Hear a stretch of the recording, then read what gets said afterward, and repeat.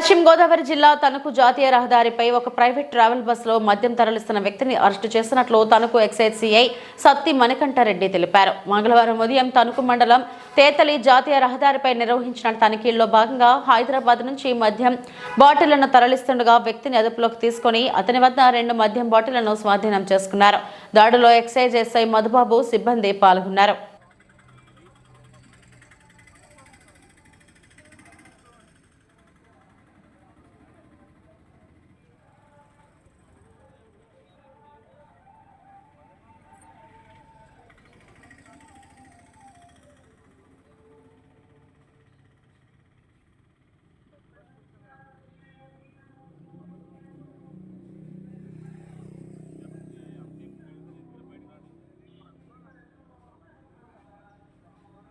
अरे